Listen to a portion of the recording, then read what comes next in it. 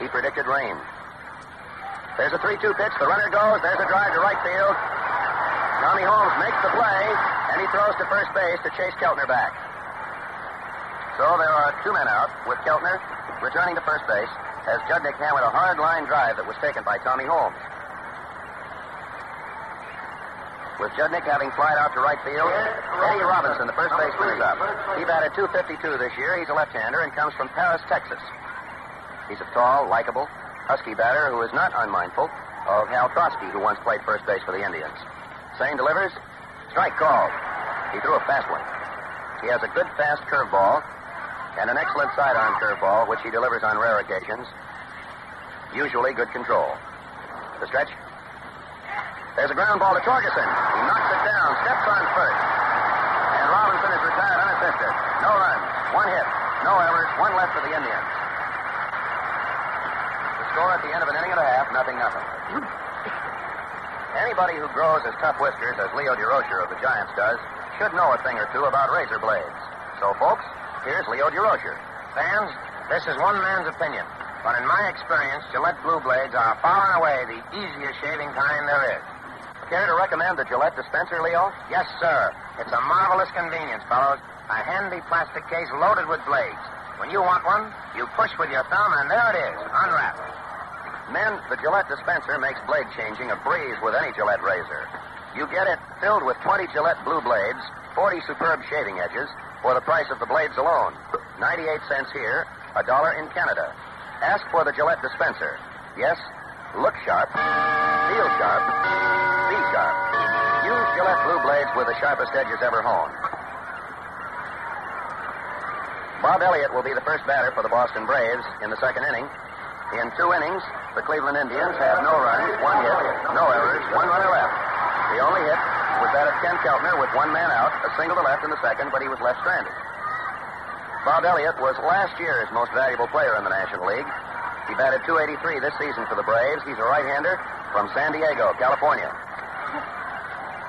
He stands with a very closed stance, and the outfield plays in to pull the ball. Bob Feller gets ready.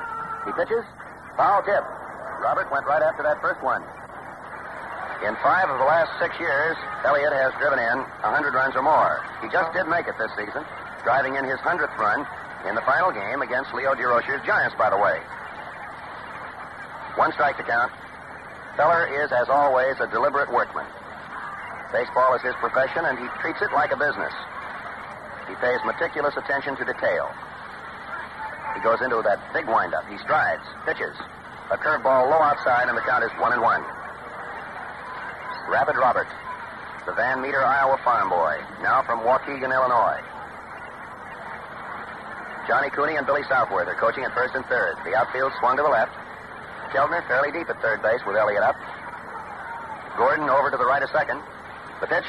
There's a drive that goes toward right field. Coming in fast is Judnick, and he takes it. It looked for the moment as though he misjudged it, and it also sounded like a broken bat. Elliott flied out to right field. Marv Rickert, R-I-C-K-E-R-T, who was recalled from Milwaukee after the injury to Jeff Heath down at Brooklyn, was declared eligible as a result of a special ruling by the Commissioner of Baseball with the full approval of the generous Cleveland Indians. He lives in the Tacoma, Washington area and has batted .211 during his short time with the tribe.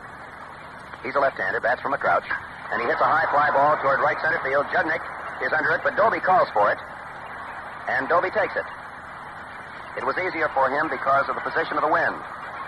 2 men out as Elliott and Rickert have flied to right and to center, and left-handed hitting catcher Bill Salkeld comes up. Like Lou Boudreau, he's wearing a turtleneck sweater. Several of the players are because of the chill air here at Braves Field today. There's no score in the game. Ken Keltner so far has accounted for the Cleveland hit.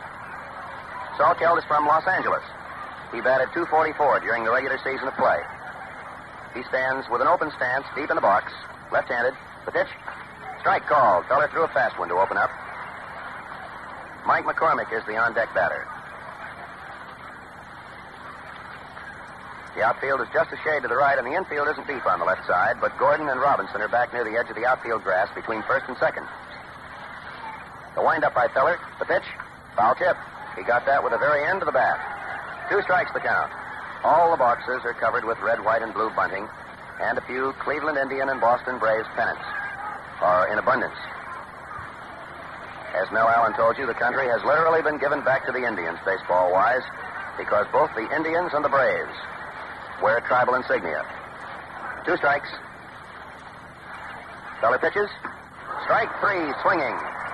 A fastball, and that is the second strikeout for Bob Feller. No runs, no hits, no errors, none left. This has been an even ball game so far, except that Ken Keltner has dented the hit column for the Cleveland Indians. In the first half of the 3rd inning of a scoreless World Series opener, Jim Hegan of Lynn, Bob Feller of Waukegan, and Dale Mitchell of Normal, Oklahoma will be the batters. In 2 innings, the Indians have sent 7 men up to the plate, and the Boston Braves have sent 6.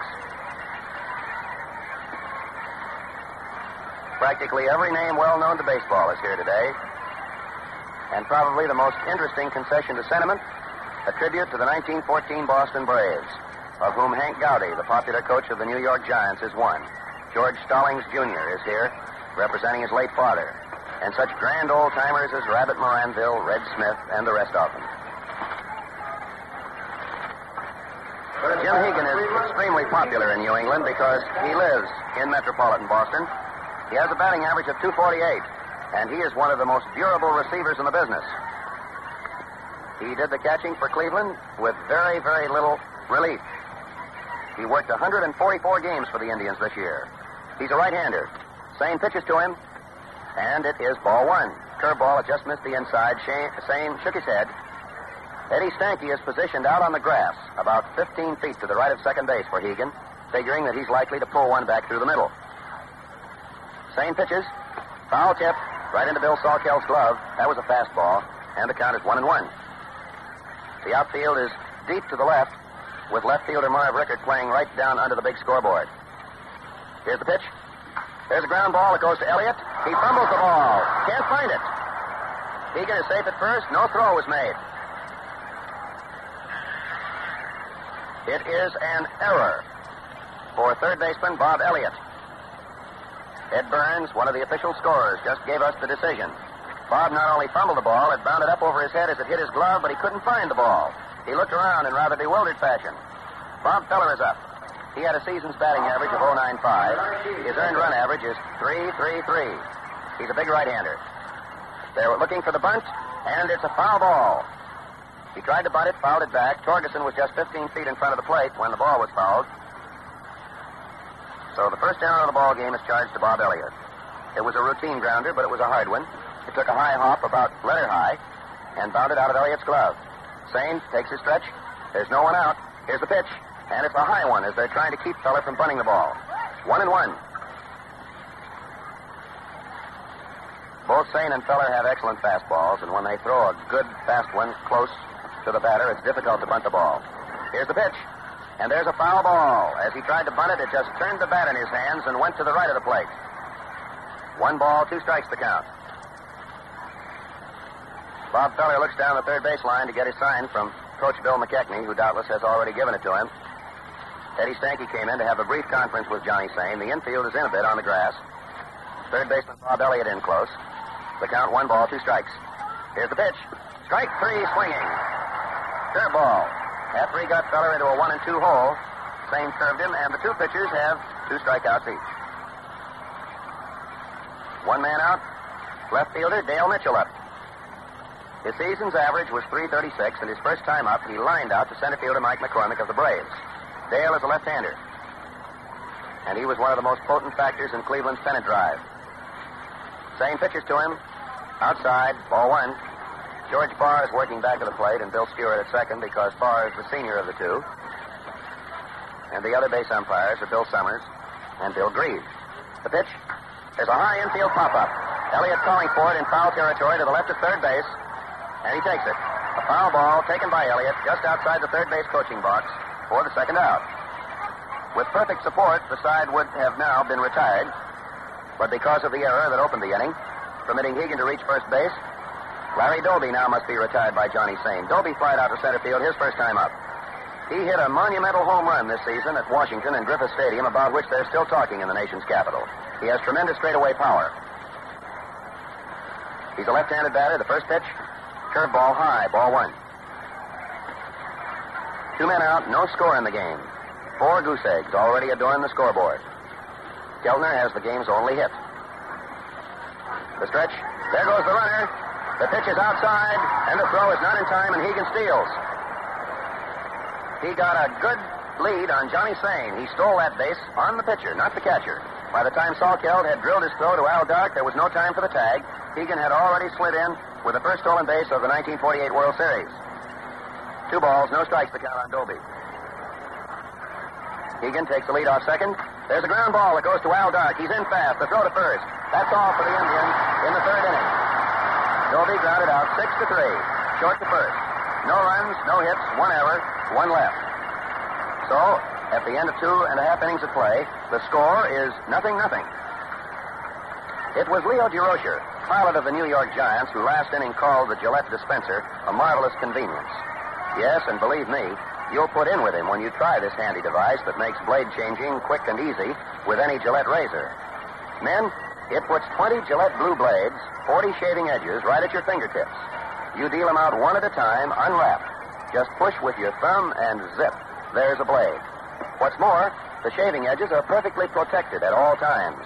They don't even touch the dispenser when blades are being ejected. Enjoy extra shaving ease and convenience. Buy Gillette blue blades in the modern Gillette dispenser. You pay only 98 cents, the regular price of 20 blades. Look sharp, feel sharp, be sharp. Use Gillette blue blades with the sharpest edges ever honed. First bat of the play, Mike McCormick, number 31, center fielder.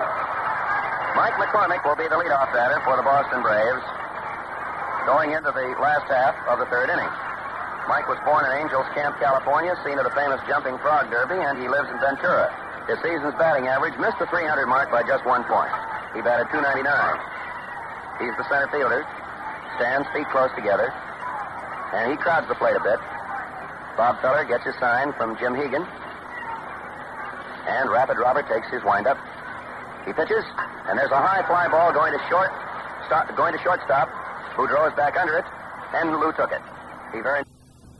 The second batter of the inning, Eddie Stanky, a pop to Bob Elliott at third base, and we pick up the action with Johnny Sane batting. A fast call strike. 1 strike to count.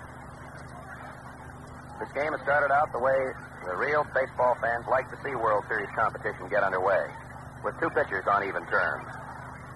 The breaks later, perhaps, to decide it. Here it comes. Foul ball. That goes back into the crowd, and the count is 2 strikes. It was fouled off to the right of the plate.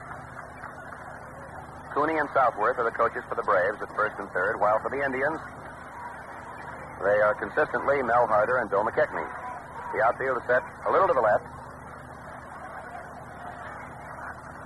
2 strikes, 2 men out, no base runners for the Braves in the third. The windup. Here's the pitch, and there's a high foul ball to the right of first base. Robinson is chasing it, the wind is carrying it, and he makes a nice catch and then fends himself off against the retaining wall of the boxes. A 1-2-3 inning for Feller. No runs, no hits, no errors, none left, as Sane fouls to first. At the end of 3 innings, there is no score.